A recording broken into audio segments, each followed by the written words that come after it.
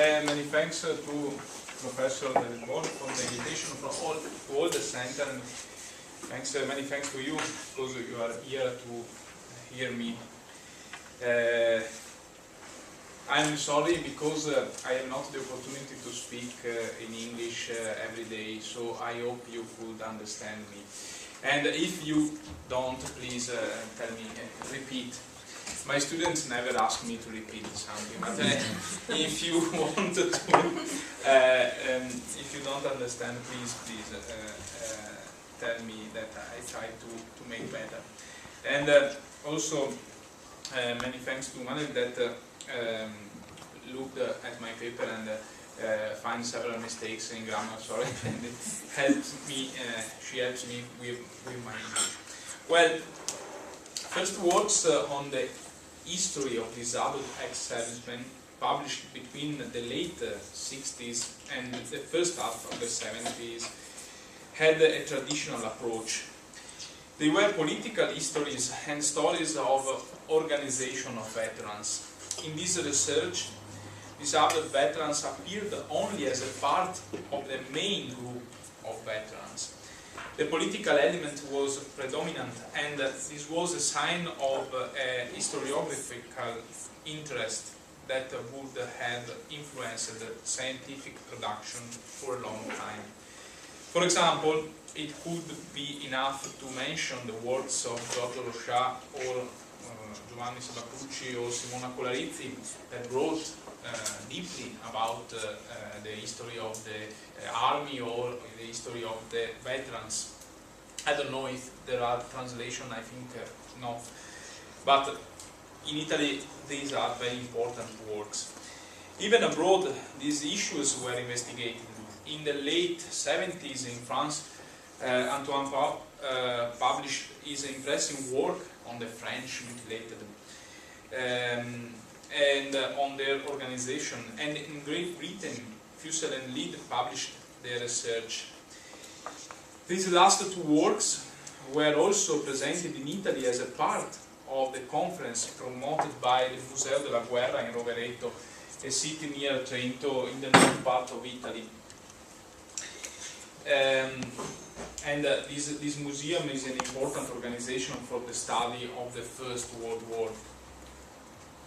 Starting from research perspectives coming from abroad, at the beginning of the 90s, the theme of disabled soldiers was rediscovered and again analyzed, both from a traditional point of view, with the work of Gianni Isola, who was studying an organization of veterans close to the Socialist Party, born in 1918, and in particular with an important research by Antonio Gibelli that focused on the theme of madness of war and of psychological consequences of the Great War.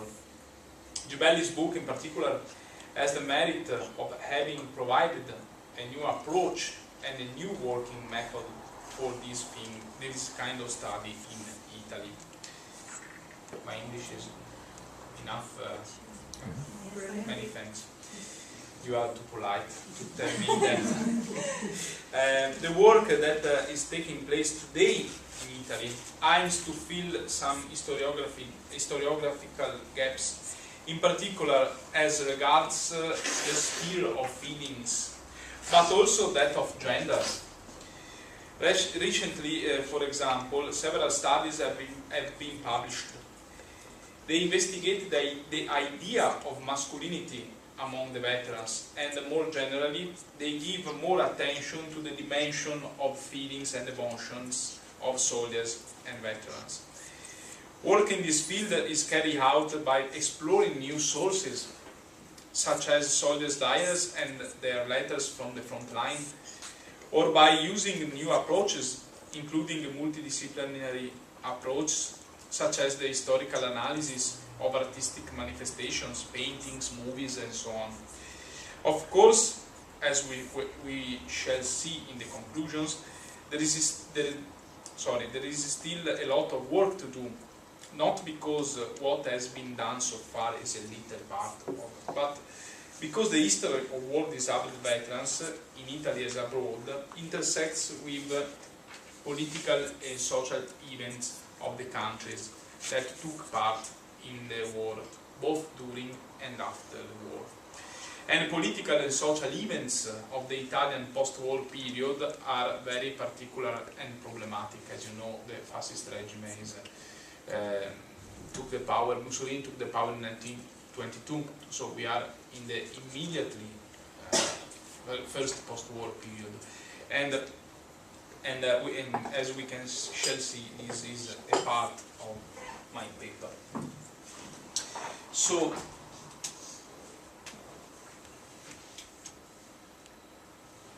this paper aims to analyze the history of Italian disabled ex-servicemen. It will not be based only on a traditional analysis. The narrative of the moment when they were wounded and the path of healthcare in military hospital or in civilian hospitals, or again, the history of associations of veterans and their activities in Italy. Rather, the story of the veterans will be investigated through the study of the emotions that accompanied their return to society and their action in Italian society. These are essentially new topics in Italy. Talking about emotions of disabled ex-servicemen, as Wanda Wilcox suggests in a recent contribution, means to bring back to the center what immediately transmitted these emotions, the body. And I would add, thoroughly investigate the vision of that body, how disabled veterans perceived their mutilation and what was their relationships with their mutilated body, how disabled ex-servicemen were seen by the Italians and how Italians perceived the mutilated body. The first point, the perception that the disabled ex-servicemen had of themselves, has been partly investigated also by Wanda Wilcox. But so far the history of veterans has often been distinguished from the history of their body. And their public presence has been deepened by ignoring the dimension of feelings and of emotions. The veteran's body has been the subject of study mainly of the history of medicine. The political action of disabled ex-servicemen was instead studied by the historians of the contemporary age or by the historians of political movements. It was then understood that a social history would have been necessary because the war mutilators wanted to become a new social group that would study the physicality and the political organization of disabled servicemen, the history of medical care and the history of their action in the society at the end of the war. Anyway, working on feelings remains a big difficulty, as according to Wanda Wilcox. How can we unveil, just a moment, okay. I quote Wanda Wilcox, how can we unveil men's feelings regarding the possibility of remaining disabled? In Italy, these issues began to be explored following what had already been done or was carried out abroad, where the historiographical approach based on the analysis of physicality and corporeality is certainly more known and used. In this paper I will not deal with the emotions experienced by the individual disabled ex-servicemen. I will not talk about their pain, about the problems related to being disabled. These are all very relevant topics, but that have been partly already investigated in recent years. This paper starts its analysis from the moment in which the physical pain, the loss of bodily integrity, the new condition of being valid is, if not accepted by soldiers, at least expected.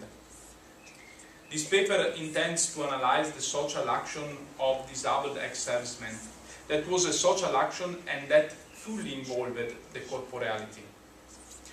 through the analysis of documents of the most important veterans association, the Italian National Association of Disabled Ex-Servicemen, in particular the acts of the Central Committee, on which I have worked during my PhD, and the numbers of Il Bollettino, the associative journal. I will use this type of documents.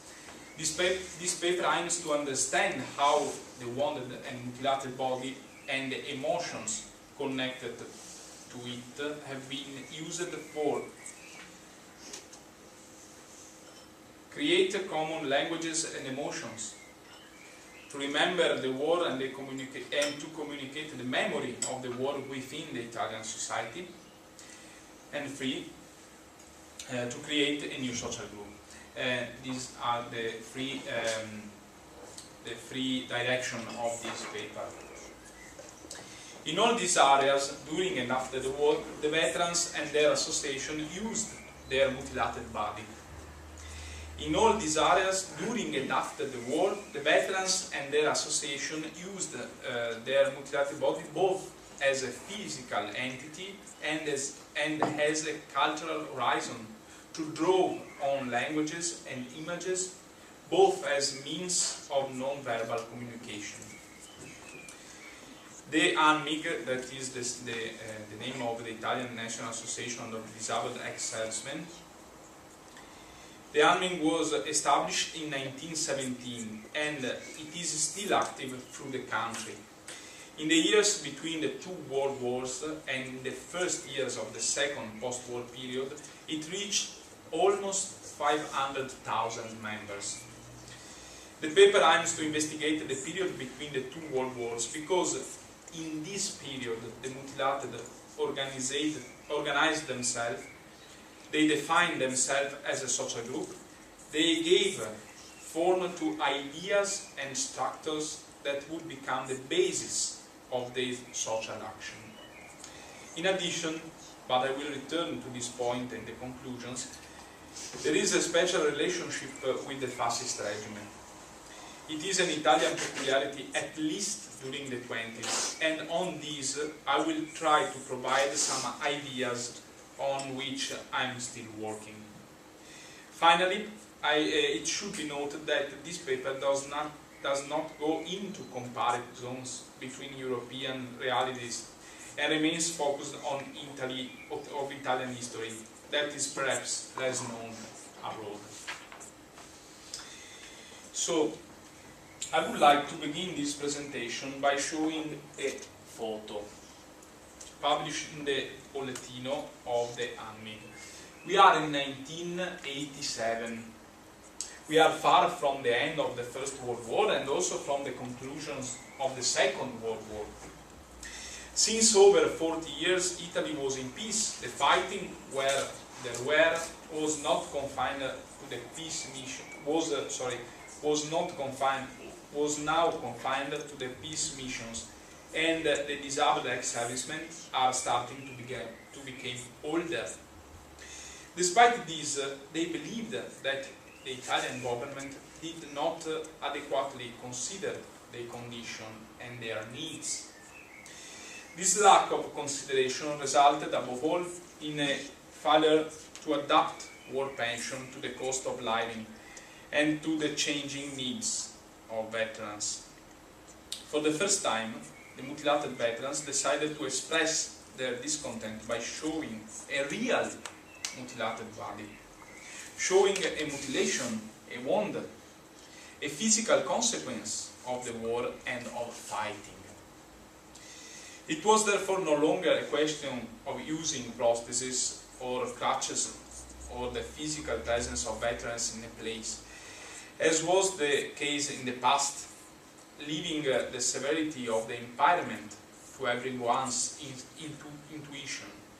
Here, for the very first time, because we had not any other images of real bodies in Italy, here for the very first time nothing is left to the imagination. It is a big news, not only for the recipient of photography, Italian public opinion and politicians, but also for those who propose it, But it is equally interesting to dwell on what is written in support of photography. May I read in Italian so I relax a little bit and you can read just a moment. Just a moment. So I read in Italian. This is the translation.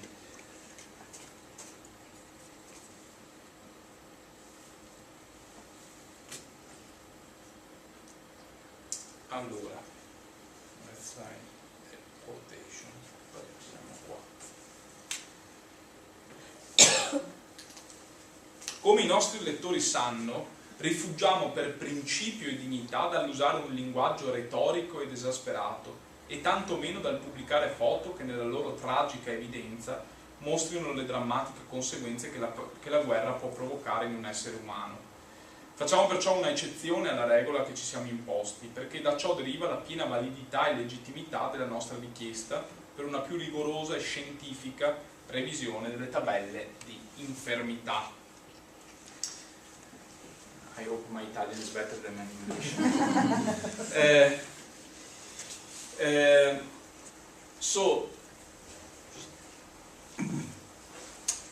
We escape in principle and dignity from using a rhetorical and exasperated language.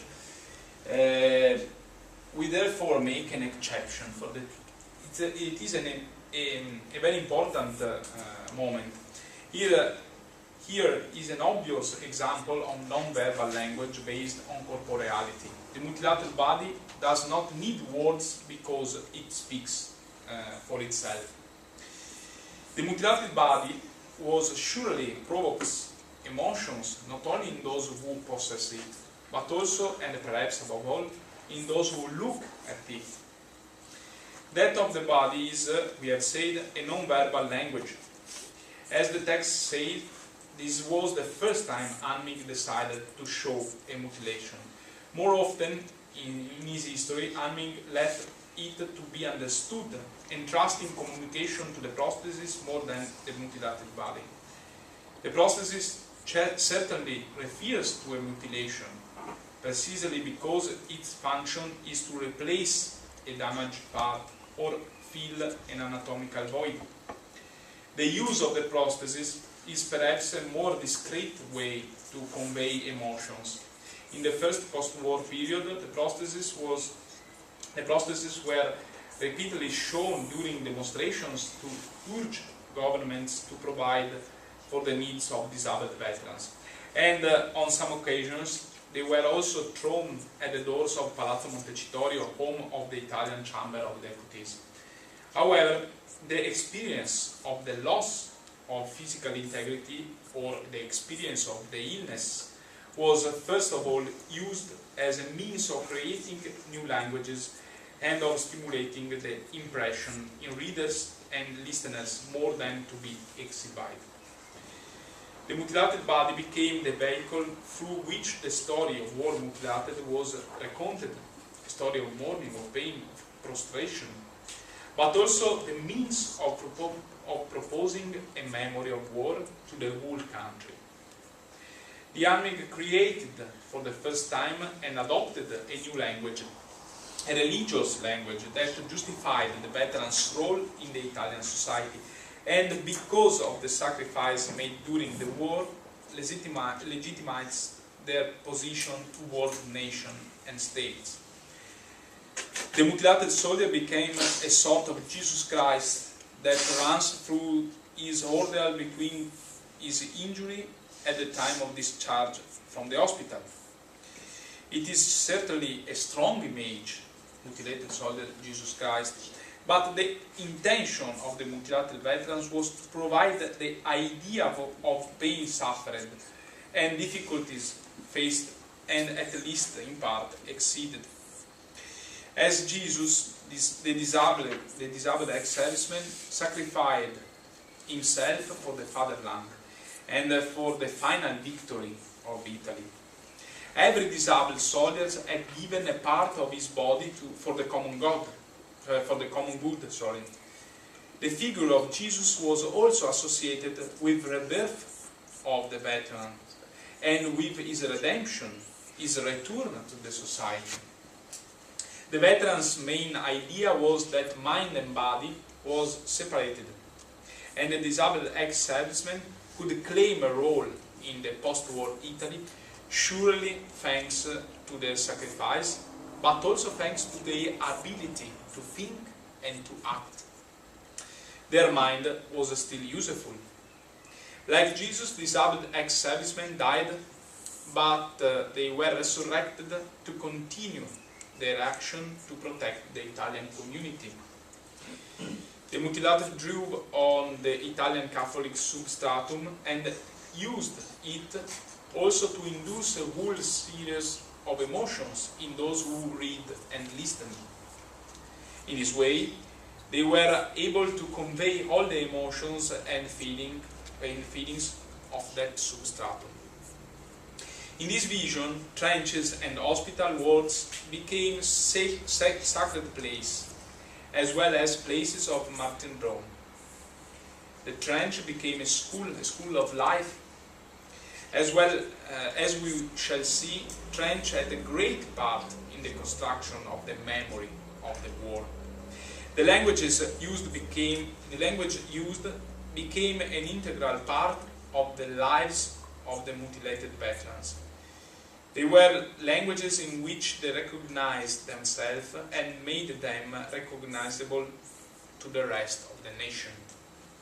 They were also languages that awakened in the memory the emotion felt during the war and during the process of care, and that served to cement the union of the association.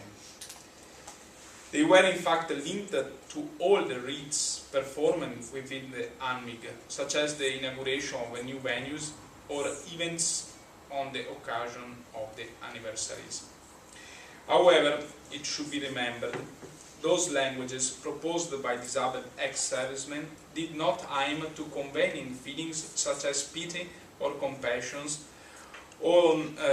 by those who were not mutilated. Quite the contrary, the first document issued by the ANMIG in April 1917 allows us to understand this aspect. The whole nation started the document is around us with its works of assistance and comfort in order to alleviate our suffering and revive where there was the need our soul. It is a compassionate race in which everyone lavishes the treasures of his best feelings and the resources allowed by his social status. We are grateful and grateful for this.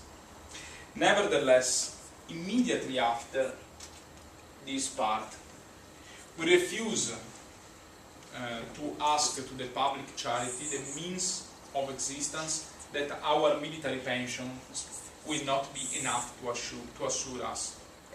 We want to work. We have a duty to always be useful Italians to the nation.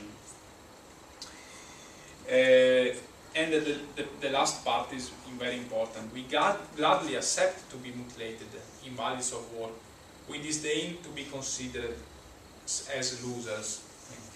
In Italian is accettiamo volentieri di essere mutilati e invalidi, ma disdegniamo di essere considerati dei vinti. The mutilated veterans took exalted their sufferings, but even more the overcoming of them. They exalted the challenges that awaited them from more than the difficulties they would encounter. On this last point, we will come back later. So, we are at the half of the relation. I hope you are still you can still understand me. Mutilations and the languages created to propose them to the Italian society had the function of legitimizing disabled ex-servicemen and allowing them to build a new memory, a war memory. A memory that was certainly started from the trench, which passed through hospitals and places of care, and which was built and rebuilt daily in their return to civil life, extolling the sacrifice made by millions of young Italians and bringing the experience lived during the war in a field that did not try them. Disabled ex-servicemen and the Central Committee of the Association also build a hierarchy of sacrifice. First, fallen soldiers who have sacrificed more than all. Then, the mutilated soldiers who had the greatest responsibility in the construction and in the management of the memory of the war. Finally, all the other veterans. It should be remembered that those who were injured or sick and had the good fortune to stay alive concluded their war experience before others. Many mutilated soldiers returned from the front while the war was still in progress, gradually introducing the figure of the mutilated veteran into society.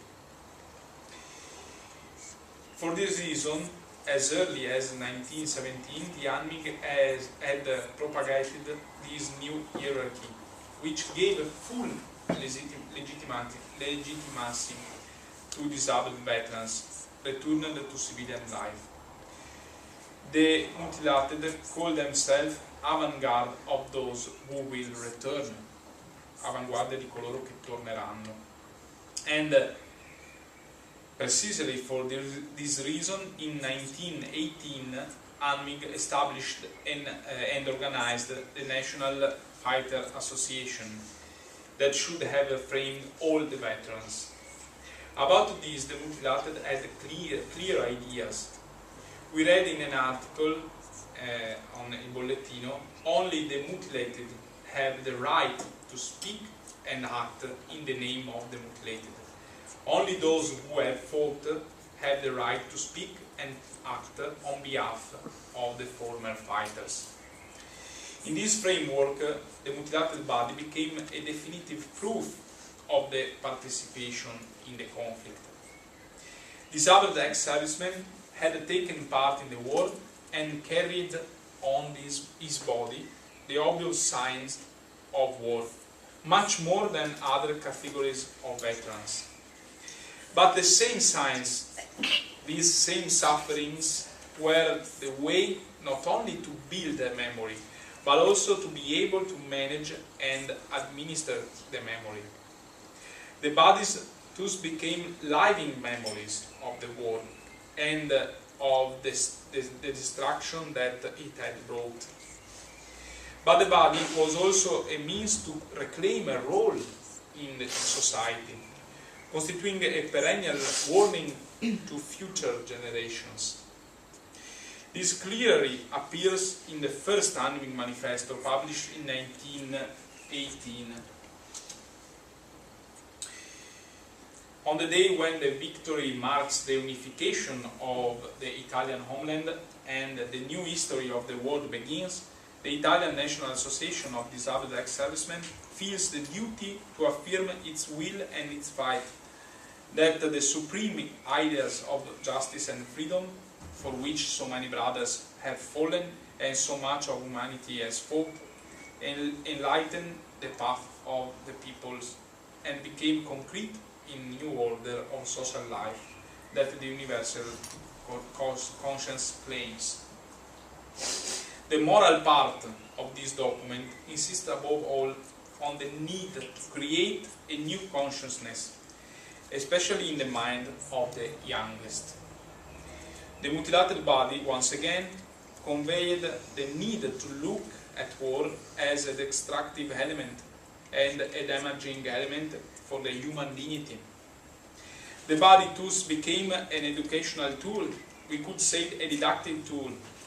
In the vision of the mutilated, the school was one of the privileged places for the perpetuation of the memory of the war and for the stimulus to peace.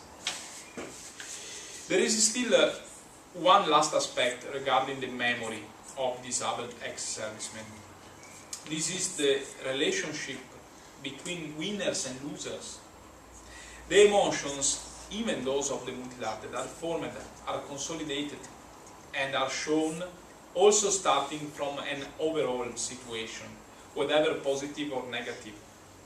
The Italian situation after the end of the Great War was certainly a particular situation.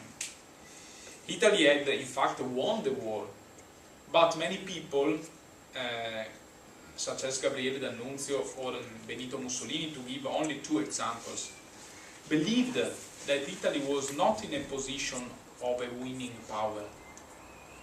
D'Annunzio spoke of mutilated victory. Disabled ex-servicemen, and with them many other Italians, considered themselves the real winners, the moral winners of the war. They, together with all those who had taken part in the war, were in fact the winners of a physical and character test. However, precisely because they had sacrificed so much, they saw in the post-war Italian situation a betrayal of that sacrifice. The action of Italian politicians led to the uselessness or partial benefit of that sacrifice. While trying to build the memory of war, disabled ex-servicemen also tried to focus on the victory of peace. However, looking at the relationship with the other winning powers, they saw the nation as a loser, defeated by internal enemies. The rhetoric of participation in the war and the betrayal of the homeland by the imboscati, people that did not fight with several methods, or the profittatori, people that enriched during the war thanks to the public orders, was widely practiced by the mutilated. That's fine. We are at the third point, the creation of a new social group.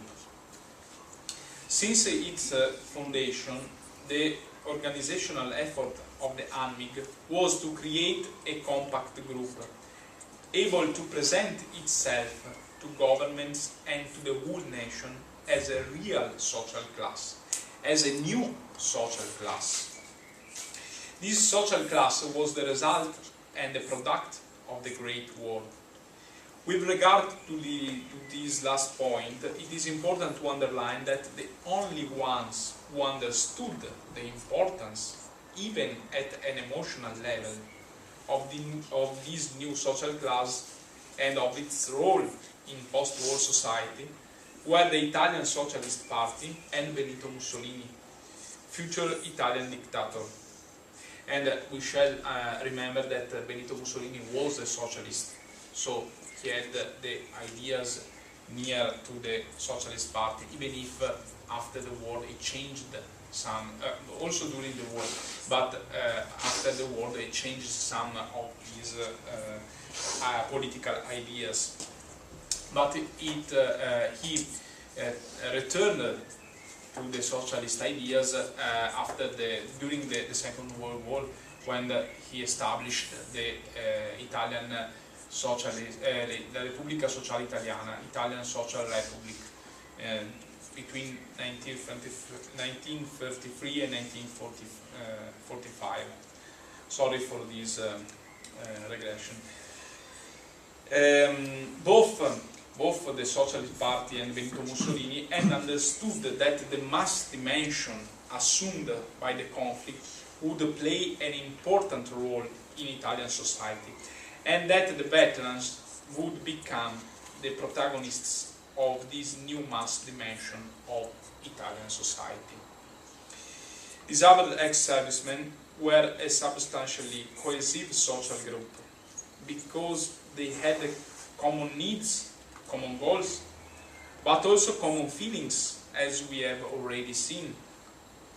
Except for the political orientation of the single members, disabled ex-servicemen were quite compact between the end of the First World War and 1924, when the first Mussolini government gave the ANMIG the exclusive representation of mutilated veterans, and when the ANMIG passed by an attitude of political neutrality to an attitude of full support for fascism.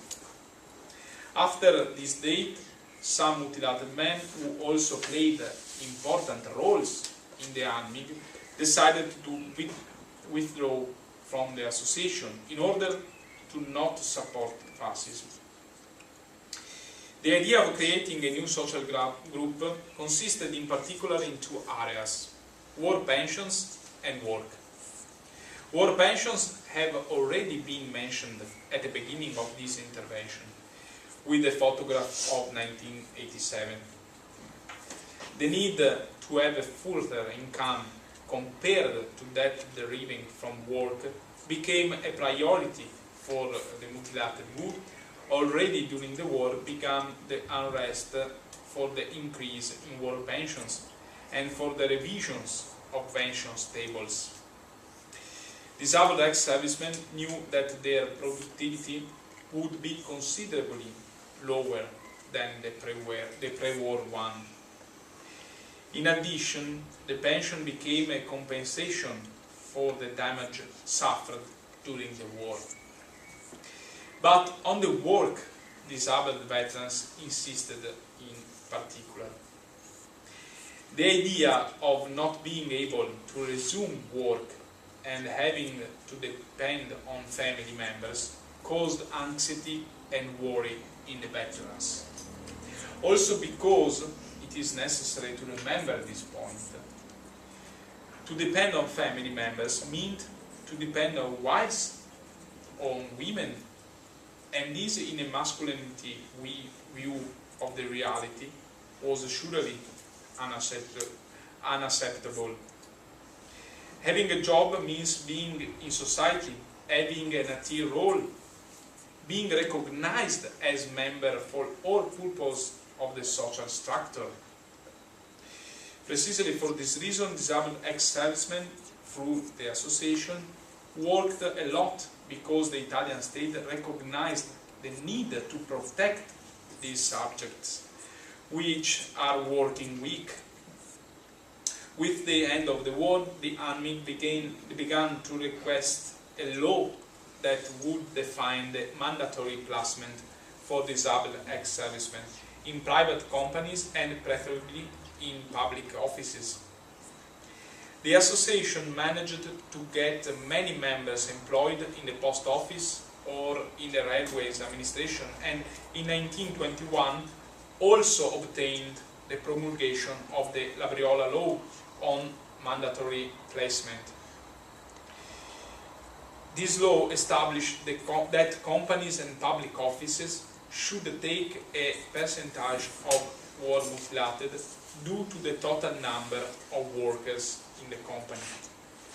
The reaction of the mutilated was reserved for the great triumphs, as you can see in this front page of Il Bollettino.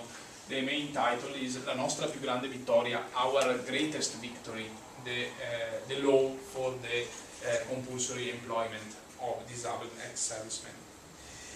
But the army also tried to direct the mutilated to the creation of businesses. In this sense, the army pushed for the trade of war residuals and for the establishment of transport and building cooperatives between disabled ex-servicemen. It was necessary to give the mutilated self-esteem and to make them understand, on the one hand, that the posts in the public offices were not unlimited, and on the other hand, that the disabled ex-serviceman could and should have been master of his own actions, even those of work. The work occupies a very important part in the sentimental sphere of the mutilated, also because it is certainly the thing that symbolizes at best autonomy, self-sufficiency, and their social role.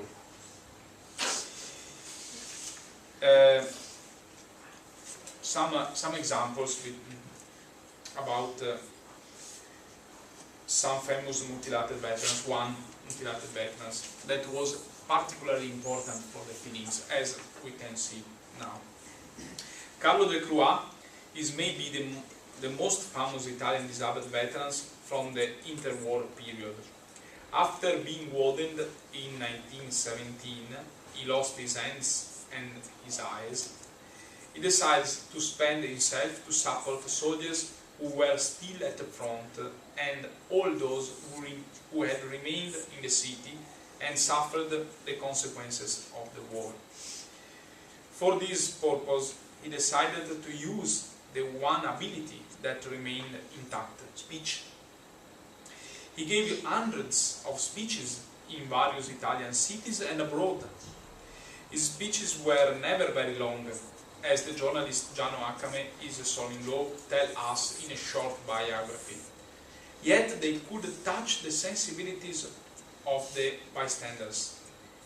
It was the typical post-war oratory. If you have if you have heard Benito Mussolini or Adolf Hitler as the same way of communicate with the people,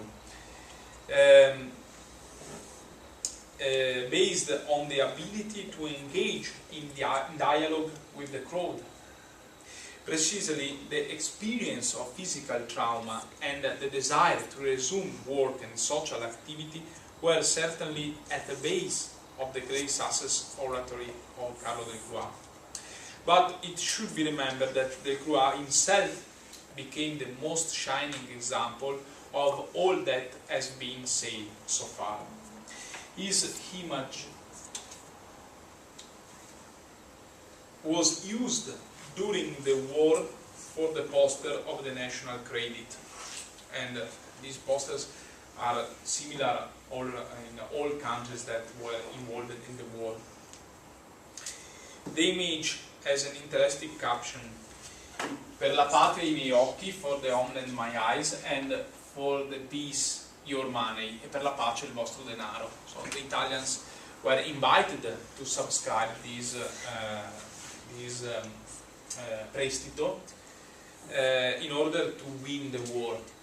And the image, as you can see, is a blind veteran, and the model was exactly Carlo Del Croix.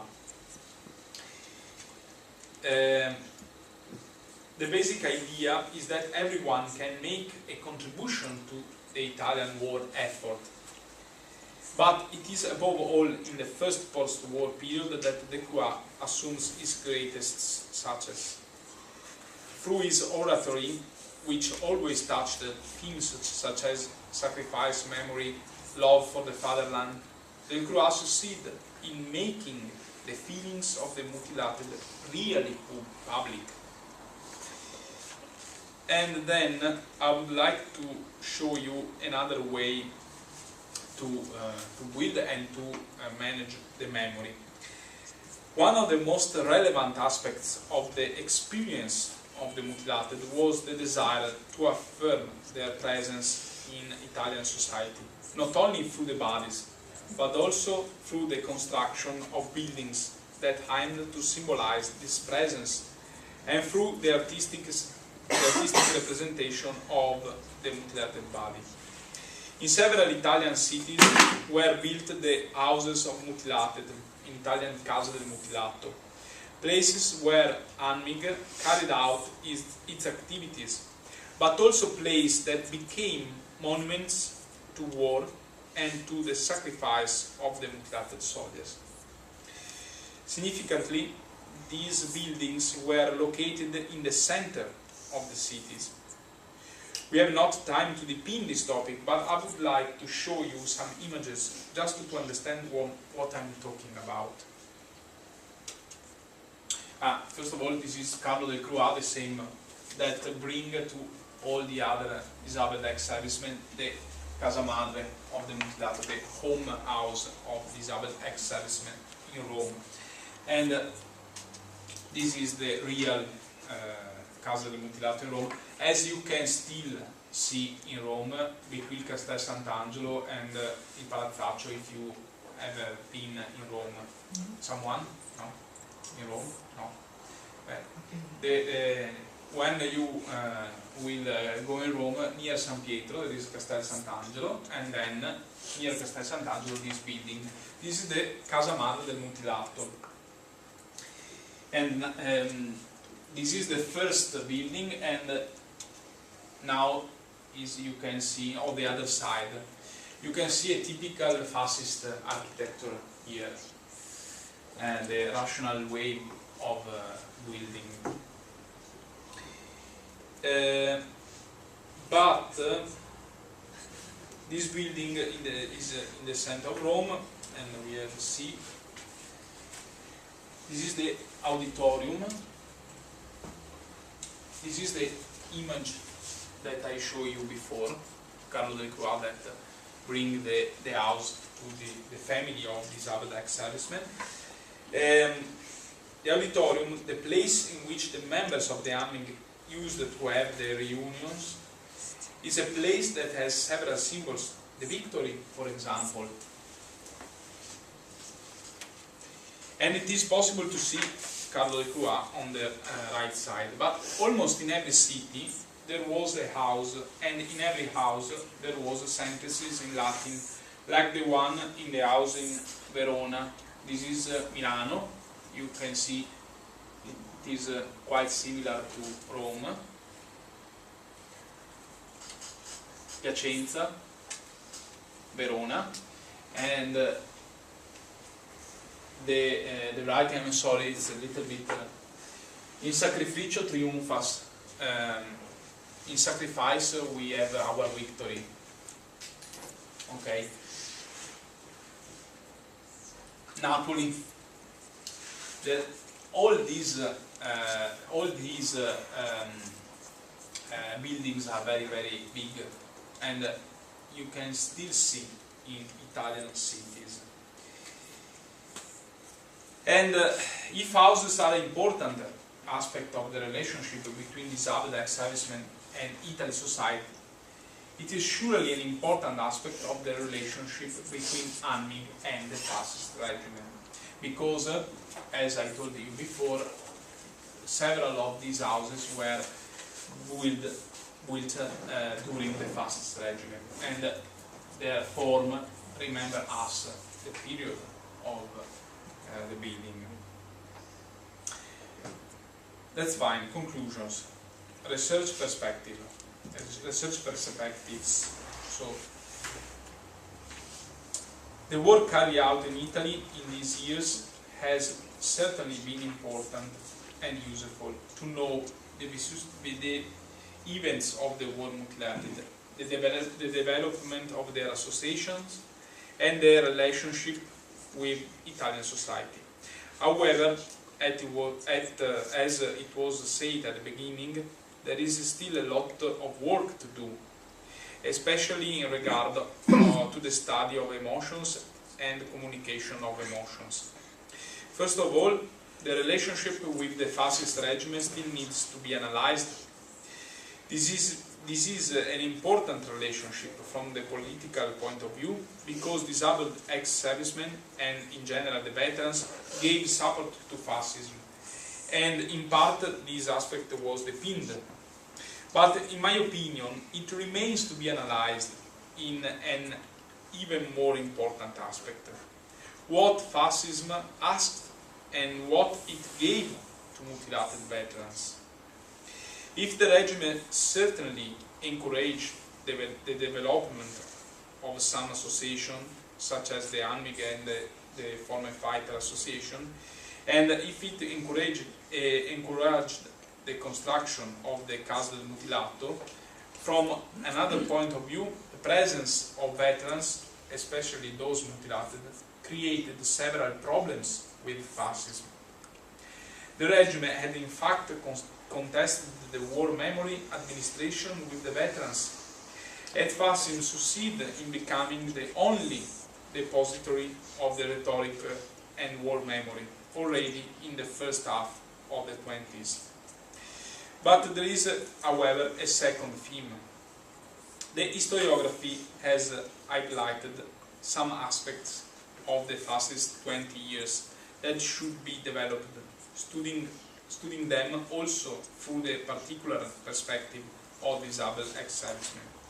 The works of Lorenzo Benaduzzi and Francesco Cassata, for example, underlined the importance of the concept of new man, but also of physical form and of strengthening of the race. It remains to investigate how the disabled veterans, who were a very particular category, as disabled but disabled due to war, were part of the creation of the fascist new man. In particular, it would be interesting to understand if and how the war mutilated had become part of the regiment, and if and how the mutilated intended to integrate into it, also accepting a different rhetoric. However, with regard to fascism, it is useful to return for a moment to Carlo del Croat. After the September 8, 1933, when Italy signed the armistice with the Anglo-American army, Del Croat did not want to join the Italian Social Republic, that was a collaborationist state, because as a former soldier he was loyal to the monarchy more than to the fascist regiment. Precisely for this he was sent to confinement. So how much did fascism attract the mutilated? And how much were the mutilated attracted by fascism? Finally, as the last point, this is the Italian story. I think it would be important and interesting to develop this discourse by expanding the analysis towards the reality of other nations. In Italy, there is better known. In Italy, the French reality is better known, and this reality is similar to the Italian one. However, there is not comparison with the states of the former Central Empires and with the United States, and also with the UK. I am working on these aspects, and I hope I will soon have further and new elements. Many thanks.